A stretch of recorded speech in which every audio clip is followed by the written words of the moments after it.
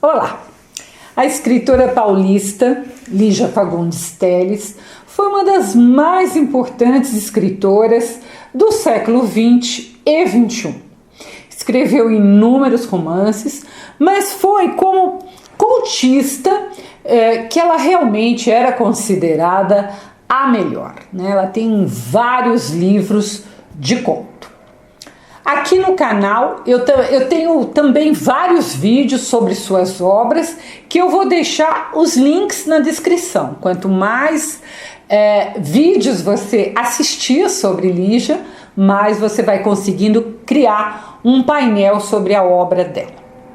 Hoje nós vamos falar deste livro, Invenção e Memória, que também é um livro de contos lançado no ano 2000.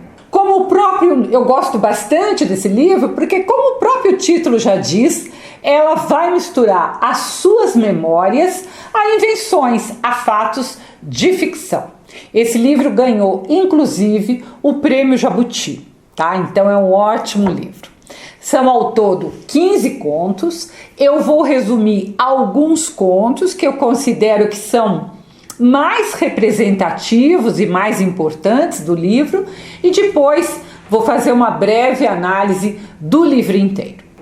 Em livros de conto, normalmente o primeiro conto, ele não está ali aleatoriamente, é ele que vai dar o tom da narrativa, então preste sempre atenção ao primeiro conto. Aqui nesse livro ele vai ter o título de Que se chama Solidão. E a narradora, então, é uma adulta e ela vai ser em primeira pessoa que ela vai falar da infância. E logo no primeiríssimo parágrafo, ela diz que a infância é um chão movediço. E o que quer dizer isso? Que não é um chão muito seguro, que é um chão que se move conforme o tempo. Por quê? Gente, quando a gente chega na vida adulta, passou tanto tempo da infância que a gente não se lembra bem do que realmente aconteceu quando éramos crianças. E a gente costuma misturar os fatos reais com impressões, com fantasias, e é exatamente então o que ela vai fazer nesse livro. Então, este conto de abertura já anuncia que a infância ou adolescência é um chão movediço. Nesse primeiro conto também, essa narradora, ela quer focar nas suas pajens. Pajem é uma palavra que quase a gente não usa mais, mas que são as babás, aquelas pessoas que tomavam conta das crianças e que tomavam conta da narradora. Além, claro, de outras mulheres que estavam ali sempre por perto. Tem um trecho do conto em que ela diz assim, abre aspas, tive sempre uma pajem que me dava banho, me penteava e me contava histórias até que chegasse o tempo da escola. Fecha aspas. Então, antes de ir para a escola, porque antigamente as crianças iam mais tarde para a escola.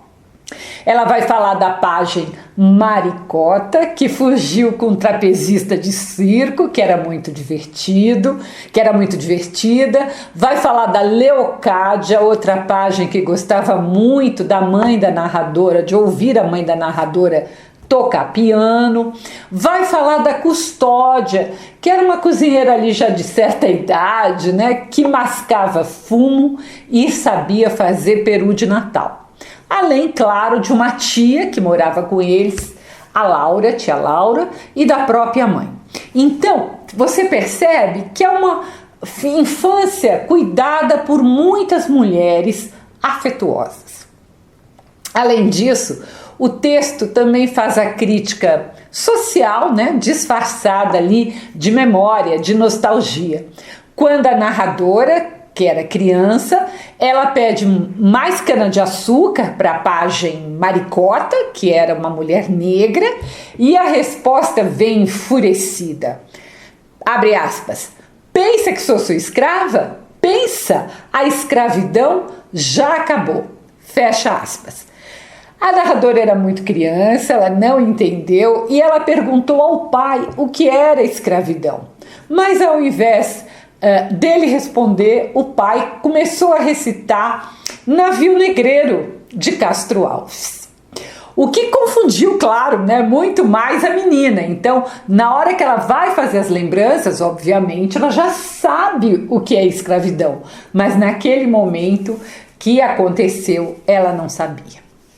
O conto também flerta um pouco com a literatura fantástica, com o fantástico, quando a antiga pajem Leocádia, que ficou grávida, teve uma complicação e morreu, ela reaparece como uma espécie de assombração ou de memória afetiva. Podemos esquecer que nós estamos falando de memória e invenção. O terceiro conto chama-se A Dança com o Anjo. Um conto bastante biográfico, ambientado no final da Segunda Guerra Mundial. E para você entender esse conto, você tem que saber que a escritora, ela fez a faculdade de Direito no Largo São Francisco, onde hoje é a Faculdade de Direito da USP. No mesmo lugar, claro, mas hoje é o Direito da USP. Eu também estudei lá, tá, gente? E hoje, bem menos que antigamente, era muito forte uma tradição acadêmica chamada o Dia da Pendura, que acontecia todo ano no dia 11 de agosto. 11 de agosto era uma homenagem à criação do curso de Direito no Brasil.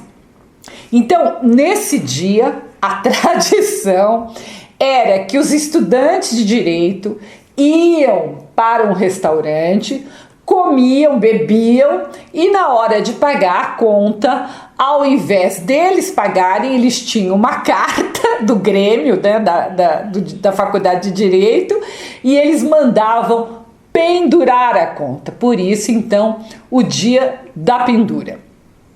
Nesse conto que ela está lembrando tudo isso, a jovem protagonista vai participar da pendura, mas ela diz para a mãe que é um jantar em homenagem a um professor, mas muito estranhamente esse jantar é em uma boate. Ela diz que foi o professor que escolheu o lugar. É muito interessante o diálogo que ela tem com a mãe, misturando as falas domésticas entre as duas ali com a grande guerra que ainda estava acontecendo.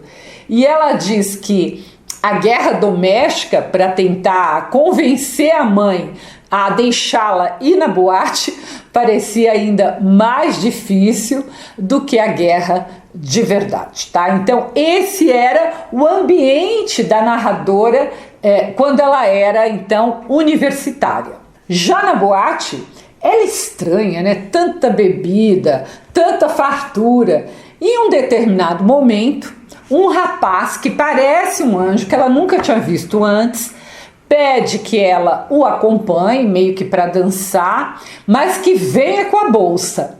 E eles então vão dançando e se dirigindo para a Porta da Saúde. Gente, eu não sei agora, mas no meu tempo era exatamente assim que nós estudantes fazíamos. A grande maioria fugia do restaurante antes da conta chegar, porque os donos dos restaurantes, invariavelmente, tinha alguns que levavam na brincadeira, mas muitos chamavam a polícia, tá? Depois, com o tempo, os restaurantes ali em volta da Faculdade de Direito simplesmente fechavam no dia 11. Então, a narradora, com este rapaz, ela foge, ele coloca ela no elevador e deixa ela descer, e ela fala, puxa, mas eu não tenho dinheiro nem por táxi. Mas na hora que ela abre, tem um dinheiro ali certinho pro táxi. E ela nunca fica sabendo, então, quem era aquele rapaz que a ajudou. Esse conto funciona também, gente, como um símbolo de liberdade juvenil diante de um ambiente que naquela época era muito machista, muito opressor para as mulheres e em que a protagonista era muito vigiada de perto pela mãe para não perder a virgindade. A virgindade era um grande valor naquela época. E possui também um elemento fantástico, ou imaginado, se você preferir, pelo fato de que ninguém mais enxergou o tal jovem, só ela que enxergou aquele que parecia um anjo. Depois, gente, vai ter 2 contos no livro, um chamado Cinema Gato Preto e outro chamado Hoffmann. Ambos esses 2 contos funcionam como crônicas de formação. Então ela está mostrando o que foi importante na formação dela. Em Cinema Gato Preto, ela recorda a adolescência ao lado da mãe, do irmão, e o impacto que as telas de cinema tiveram sobre ela, na sua percepção de mundo, né? Era uma época que as pessoas era a grande atração no interior, era o cinema, as pessoas iam muito ao cinema. Já em Hoffmann, a Lígia, ou a narradora, melhor dizendo, relembra a juventude universitária e as visitas que ela fazia à famosa livraria Jaraguá, que realmente existiu em São Paulo e que era um polo de intelectuais, principalmente de intelectuais de esquerda. Na livraria, um dia a protagonista é convidada pelo icônico Alfredo Mesquita para atuar em uma peça de teatro. Então ela vai nos contando isso neste conto, tá? Nesses 2 contos, então, há várias alusões às ideologias de esquerda e de direita. No primeiro, ela falando ali do filme que tem vampiro, ela se pergunta se vampiro é de direita ou de esquerda.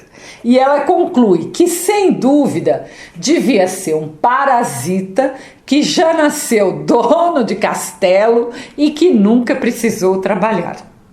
E em Hoffmann, ela diz que ela tinha sido, na juventude, uma esquerdista de coração ardente, tá? A frase é essa, de coração ardente. Como eu já expliquei aqui no canal, que a grande maioria ou foi ou a maioria de escritores é de esquerda. Não confunda, vou repetir pela milionésima vez. E ser de esquerda com ser comunista. Não tem nada a ver uma coisa com a outra, tá? Comunismo é um extremismo da mesma maneira que nazismo é um extremismo de direita. Para entender o conto Hoffmann, é preciso que você perceba que ela faz muita citação de outro texto. É o que a gente chama em literatura de intertextualidade. Um texto que chama outro texto. Então vai ter muita citação, eu recomendo que você pesquise, tá? Da onde vêm essas citações. Nesses 2 contos, a autora também quer nos mostrar como a arte ela funciona como motor de construção da nossa identidade e da nossa subjetividade, né? Ser subjetivo é uma coisa muito própria da arte, tá? A gente consegue escapulir daquela realidade quadradinha. Então, esses contos mostram bem essas memórias de paulista da Lígia. Gosto muito de um outro conto chamado Dia de Dizer Não, em que a autora ela vai se referir a Santo Agostinho, que Santo Agostinho ele é chamado de abelha de Deus porque ele produziu um mundo de obras, tá? Então ele é abelha, lembrando essa coisa da abelha que está sempre trabalhando. Nesse conto, a narradora ela está dentro de um táxi, ela já é uma adulta, no meio do trânsito caótico de São Paulo. Quem conhece o trânsito de São Paulo sabe bem como é. O tempo passa, porque tudo demora, e enquanto ela observa e reflete ali, né, sobre a degradação da cidade, a degradação urbana, sobre a violência, sobre a miséria que cercam esse cotidiano. E ela vai fazendo, então, referências que vão desde a obra chamada Cidade de Deus, que é do Santo Agostinho, até a outra grande obra, o Apocalipse. O ponto central dessa história, ele acontece quando o carro para em um farol vermelho, e sempre vem muitas pessoas querer vender, pedir, e um garoto de muletas se aproxima da fresta do vidro meio aberto ali para vender papel de cartas perfumadas. Olha que coisa bonita, né? Papel de cartas perfumadas. O motorista do táxi, ele elogia o perfume das cartas, ele acha muito bom e incentiva a narradora para comprar. Mas a narradora, num misto de indiferença, que é um pouco automática de quem mora numa cidade grande, que está sempre com uma pressa, ela diz não e fecha o vidro. O sinal abre e o carro vai embora. Assim que o carro vai embora, ele se afasta ali daquele vendedor de carta de muleta, a narradora começa a sentir um profundo sentimento de culpa. Ela percebe que aquele menino não saía da sua cabeça e ela quer muito se redimir daquilo, né, daquele não agressivo dela, né, ela tem um desejo de redenção. Então ela pede para o taxista dar a volta e retornar exatamente para o mesmo cruzamento que ela decidiu que vai comprar todas as cartas que aquele menino estiver vendendo. Mas ao chegarem ali no cruzamento, ela abre o vidro, muito ansiosa, ela começa a procurar quase que desesperadamente pelo garoto de muletas. O motorista do táxi chega a descer do carro para ajudar, perguntando para um jornaleiro, para as pessoas que estavam ali ao redor, se alguém tinha visto o tal menino. Mas o menino tinha desaparecido. Ela vê outros excluídos da sociedade, que era um vendedor de figos, uma menina que vendia caramelos, uma jovem que vendia flores, mas nada do tal menino das cartas perfumadas, que sumiu ali na cidade grande, né? Na cidade que nunca para. Nesse conto, a Lígia faz a crítica ao nosso comodismo, que costuma dizer, tudo bem, né? Ela diz que é o sim do comodismo, que é o sim da servidão, né? A gente nem reflete, a gente simplesmente age. E ela pensa que a sociedade moderna exige que as pessoas estejam sempre sorrindo, dizendo que está tudo bem, mesmo quando elas estão, prestem atenção nessa expressão, caídas de borco no chão. Caídas de borco no chão, que ela usa no conto, gente, para quem não sabe, é caída de bruço, com a boca virada, então, para baixo, virada para o chão, tá? Então, essa é uma expressão. Quando tem alguma expressão que você não conhece, pelo amor de Deus, pesquise, tá? Porque pode cair numa prova e você não sabe o que significa. Então, o conto, o dia de dizer não, não era para ser o dia de dizer não a esta opressão dos excluídos, à violência, ao conformismo. O drama da narradora é que ela acabou direcionando o seu não para o lado errado. Ela disse não para a solidariedade e para a fragilidade daquele menino tão necessitado. E quando ela tentou voltar atrás para corrigir o erro, já era tarde demais. Então, é para dizer não, mas é para dizer não a esse nosso comodismo que a gente liga no automático e não presta atenção às mazelas, às dificuldades que estão à nossa volta. Perceba quando você estiver lendo que enquanto ela está no táxi, ela vai divagando e a narrativa, então, nesse momento, ela se vale de fluxo de consciência, que eu já expliquei o que é em outros vídeos, que é aquela narrativa que mistura tudo, mistura pensamento com sensações físicas, com lembranças, tudo vem junto ao mesmo tempo, como se fosse então um fluxo, por isso que chama fluxo de consciência. Um conto que eu também considero bem importante é o chamado Que número faz? Que número faz favor? É uma pergunta. Que número faz favor? Em que a autora fala do seu fazer literário e da importância da literatura. Nesse conto, ali na história, a escritora narradora é convidada para ir a um colégio conversar com os alunos sobre literatura e sobre a sua obra. Ali, o ambiente, gente, é tipicamente escolar, cheio de jovens, cheios de energia, curiosidade e com aquela sinceridade ou talvez crueza própria da adolescência. Então, durante ali o debate, né, com ela falando, alguns estudantes bocejam, outros fazem perguntas completamente aleatórias, como querer saber se no Brasil tinha mais estrelas, e outros ainda fazem perguntas diretas e sem qualquer rodeio sobre o fazer literário, o papel do escritor e também os temas dos seus livros.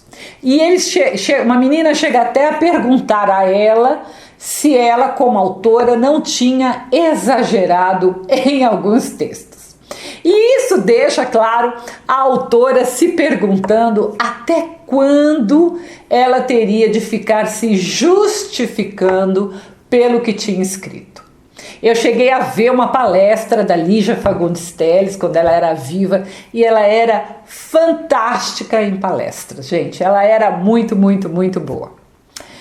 Então a Lígia usa o registro desse encontro ali com os estudantes para refletir sobre a resistência da palavra e da literatura. Há um trecho em que ela se pergunta, abre aspas, num país governado por pessoas que se portavam como agiotas, quais os caminhos que se abriam para o escritor? Entregar-se ao desespero, ao oportunismo? Fecha aspas. E aí ela conclui que só a lucidez que todo mundo tem que ter, enxergar nitidamente o que está acontecendo na sociedade, é que leva à denúncia desse estado de coisas e que assim, então, pode ajudar a sociedade a melhorar. Então, é a literatura que denuncia os problemas da sociedade. Depois, quando ela está ali na sala dos professores, um jovem a procura para questionar por que os antigos falavam de uma maneira estranha. E quando ela começa ali a conversar com o rapaz, o telefone dele toca e ele simplesmente atende, né? O que é um pouco desrespeitoso com quem a gente está falando.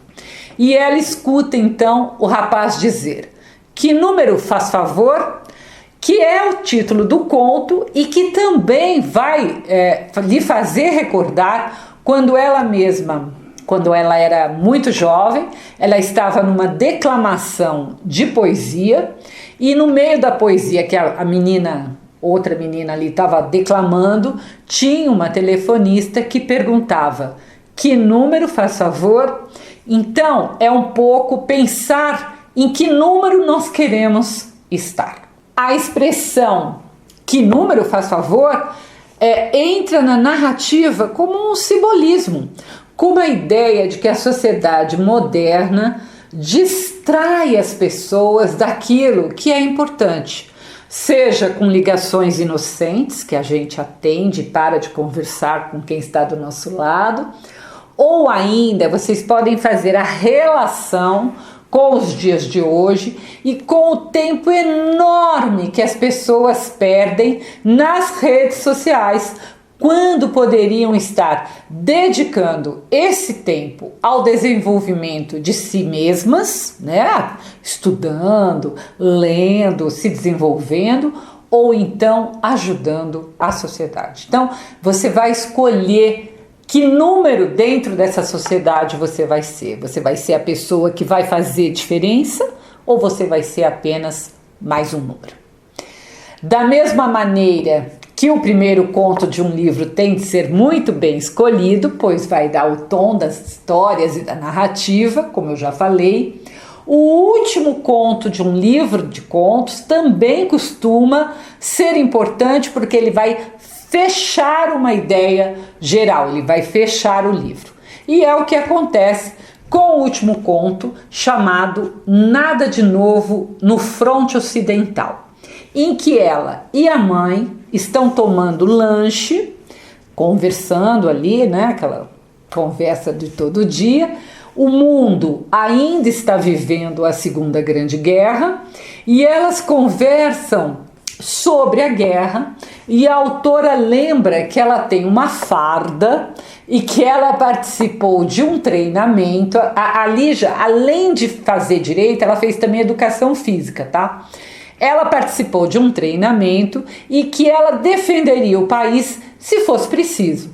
Apesar de parecer quase impossível o Brasil ser bombardeado, já que a guerra estava lá na Europa, tá? Eu gosto principalmente do final deste conto, que é o que acho que é o fecho, em que ela está numa poltrona ali, sentada muito confortavelmente, meio que sonhando acordada, e ela pensa, né, ela está ali naquele momento e ela pensa em como era bom aquele momento, como era maravilhoso ficar sonhando e esperando por alguma coisa que vai acontecer. Então, claro, o conto termina e o livro termina. Creio que esses contos que eu citei ilustram bem a ideia do livro. O que você não pode de forma alguma esquecer é que a essência desse livro, Invenção e Memória, é a Lígia Fagundes Telles nos mostrando que lembrar não é apenas reproduzir um fato exatamente como ele aconteceu, mas sim reconstruí-lo, recontá-lo artisticamente com a maturidade, né? Os sentimentos e as tintas do presente. O fato ele ganha outro tamanho até, tá? A própria autora, ela disse muitas vezes em entrevistas que era praticamente impossível determinar os limites entre memória e invenção no seu processo criativo. Eu que escrevo crônica, gente, eu percebo isso muito, né? Porque a gente tem sempre ali, contando um fato real, a gente meio que mistura isso com fatos ficcionais. Veja essa fala da Lígia, abre aspas. Comigo, a memória sempre esteve a serviço da invenção e a invenção a serviço da memória. Quando eu vou contar um fato, de repente estou inventando, acabo mentindo. Mas não é bem mentira. Na verdade, eu floreio, estou dando ênfase àquilo que eu quero. Fecha aspas, tá? Então, é próprio da obra dela. Isso é uma marca dela, por isso que é importante se você quer conhecer a obra da Lígia. Logo na epígrafe do livro, ela cita uma frase do marido chamado Paulo Emílio, que diz assim: invento, mas invento com a secreta esperança de estar inventando certo. E essa frase tem a ver com essa reconstrução de uma lembrança, porque ao inventar ou preencher lacunas, coisas que a gente não lembra, né, daquela recordação, a autora está fazendo literatura, mostrando o papel da literatura nas suas recordações. Todos nós fazemos isso. Quando a gente não lembra o fato completo, tem ali buracos, tem lacunas, a gente meio que completa. Mesmo conhecendo bem a biografia da escritora, que também tem um vídeo aqui no canal, na playlist Quem é muito difícil para mim, que conheço bem a obra dela, determinar onde a realidade acaba e a ficção começa aqui nesse livro. Mas eu quero dizer para você que isso não é importante. O fundamental é perceber que memórias também podem se tornar ótima literatura, tá? Então, quem escreve tenha por hábito escrever o que você lembra da sua infância e pode ali rechear de invenção, que não tem problema. Durante os contos, ela vai fazendo várias críticas, seja ao papel submisso e controlado que a mulher tinha, principalmente naquela época da adolescência dela, no passado. Ela critica pessoas ricas e parasitas, como os morcegos, que não precisam trabalhar, ficam só sugando o sangue dos outros. Ela critica quem só se preocupa com dinheiro, que ela vai chamar depois de agiotas. Ela critica o nosso comodismo, que nos impede de fazer coisas boas para que a sociedade mude e melhore a vida dos mais pobres, dos desvalidos, como aqueles pobres do farol. Enfim, ela usa suas memórias para também colocar as suas posições políticas, as suas posições sociais, como ela enxerga a sociedade. Quanto à narrativa, perceba que ela utiliza uma linguagem muito simples, coloquial, do dia a dia, muito gostosa de ler.